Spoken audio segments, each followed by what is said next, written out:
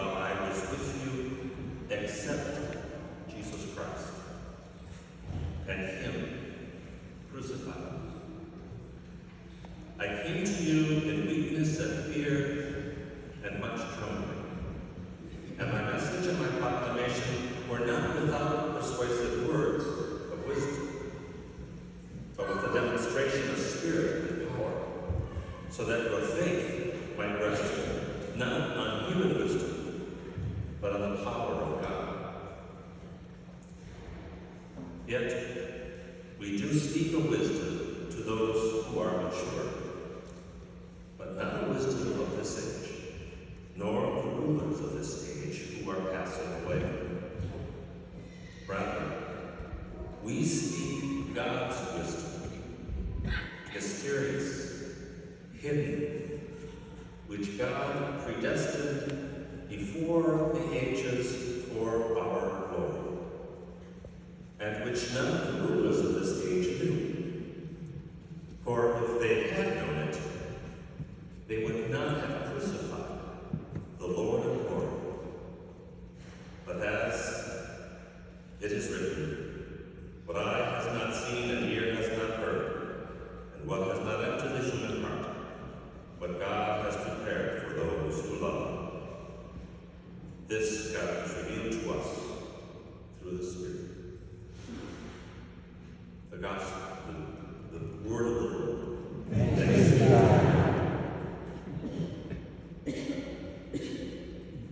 Before I share my reflection on this reading, I want to thank Father Kennedy for having invited me to share with you.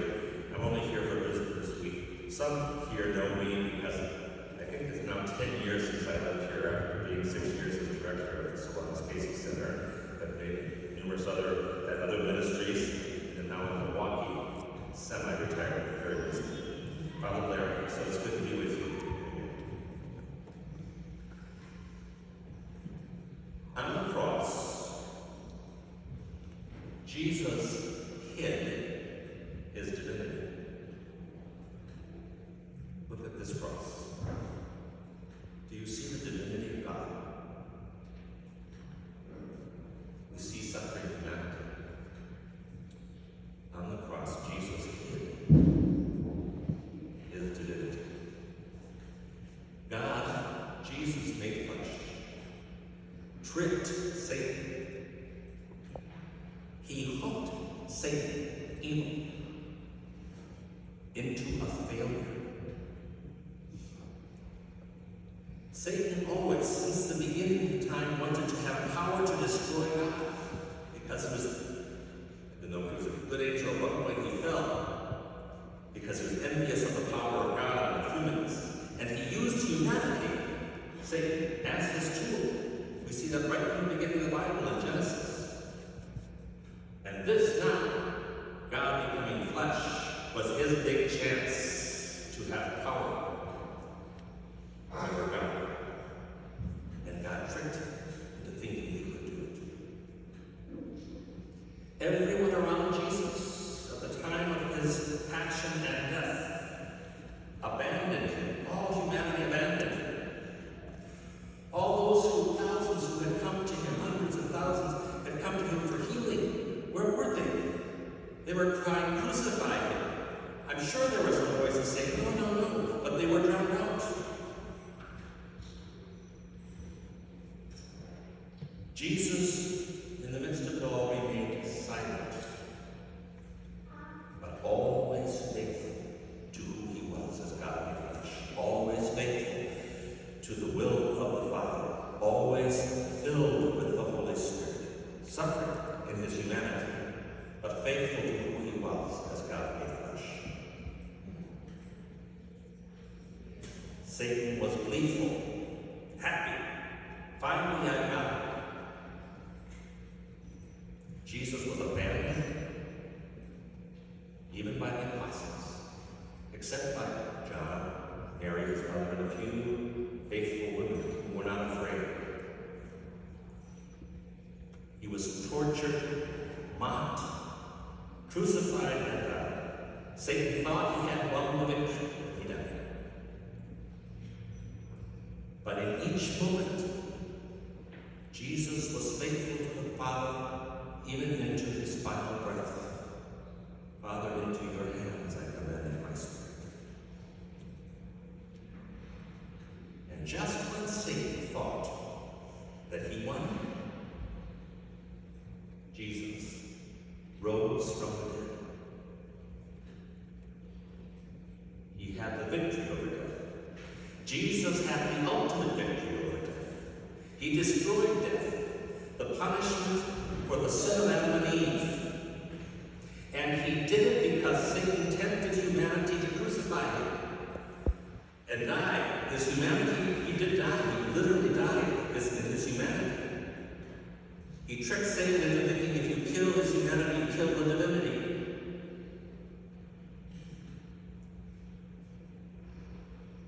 This is what St. Paul is preaching about in this second chapter of 1 Corinthians. That I am preaching to you Christ crucified. This is the mystery. This is the wisdom of God. This is the wisdom that we rest our faith on. This crucified one who has risen.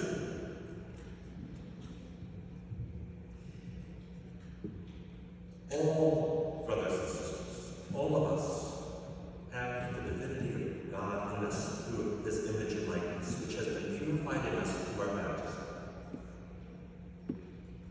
Satan cannot have the victory over us if we cling to that image and likeness of God in us, if we are faithful to God in our lives. I don't care how much you suffer, how much you rejected or feel abandoned, how much life seems to fall off from under you.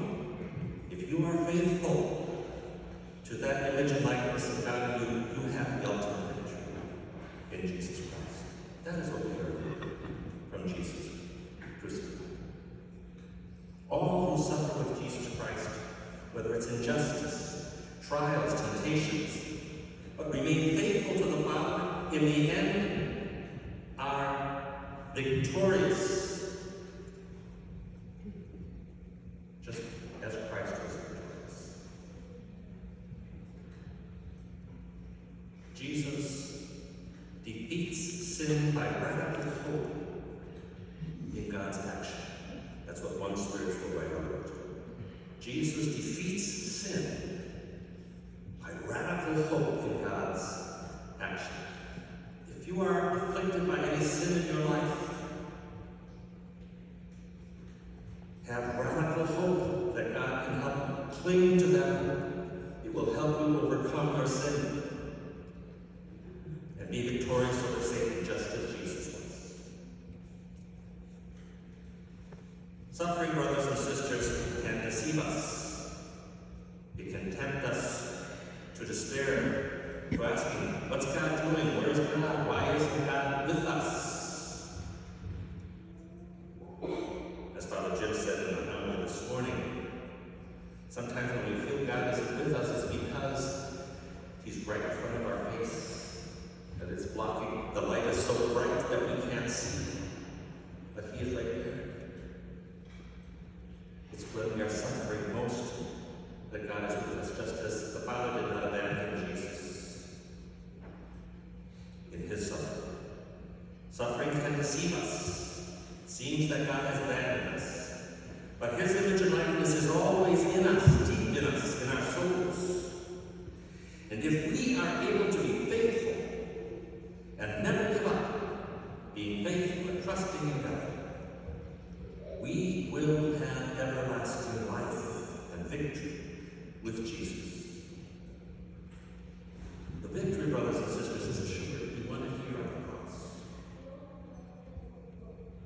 All we need to do to follow him, even in the midst of suffering, loss, and trials and difficulties, is to remain faithful to who God made us to be.